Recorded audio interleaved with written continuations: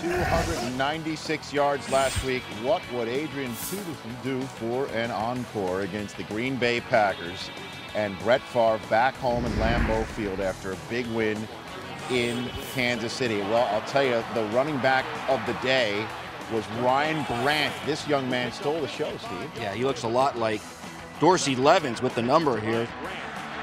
Great blocking by the receivers, great blocking up front, which enabled him to score this touchdown. Ryan Grant with Peterson-like numbers, 12 rushes, 92 yards in the first half alone. And what happened here? You don't want to run inside now. The Vikings have a great rush defense. Look at the Williams guys, Pat and Kevin. That's why you go outside with toss crack. We're going to have Ryan Grant get 30 of his 119 yards on this play.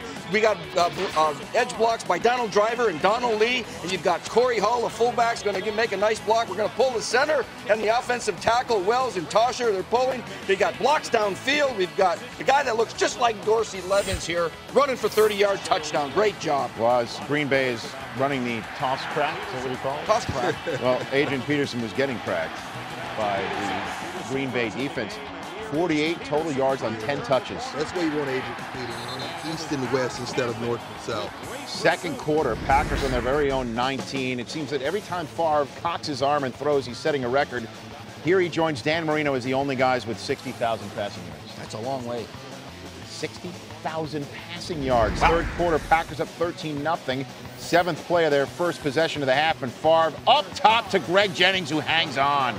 Every week this guy makes a great acrobatic type catch, and he's becoming the go-to guy along with Donald Driver. Darren Sharper delivering the blow, but Jennings, even though he could feel it coming, At its highest point, hangs on. And then 2 plays later, Brett Favre with another milestone, 200th career touchdown at Lambeau Field, finds Donald Lee for a Lambeau lead. You gotta love that Lambeau lead. Well, I think we're going to see another one later on in this highlight, Steve. Yep. My English teacher would call that foreshadowing. Next Packers possession. He can move. He can still move. Kanachi Daisy hits Favre. Get down earlier, Brett. That's 15 yards. You can see the laundry fly all over the place. When you hit Brett Favre in the head, it's going to bring the laundry. 5 plays later, Favre shakes it off. And who does he find but Ruvell Martin? Ruvell Martin from Saginaw Valley. What a game he had. Packers go up 27-0.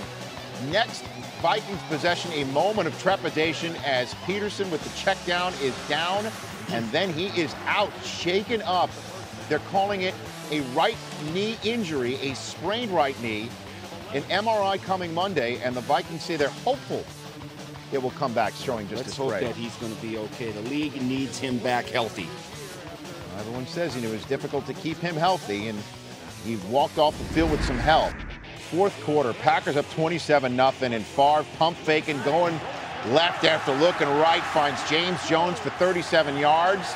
And then 2 plays later, Favre finds Ruvell Martin. Tip it. This is how it's working for Green Bay these days. Throw it right to 2 guys in the opposition, and instead it finds Ruvell Martin. Next Thursday on NFL Network, who is Ruvell Martin?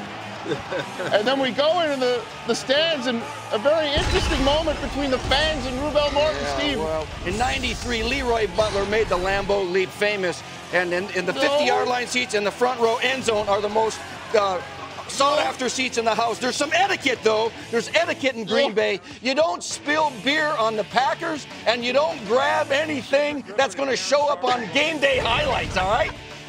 Like the Lambeau creep. 34-0 is the final. Oh, my goodness. I don't even know what to say, except Green Bay's 8-1. What's up with that guy? I don't know. I think he was running the toss crack.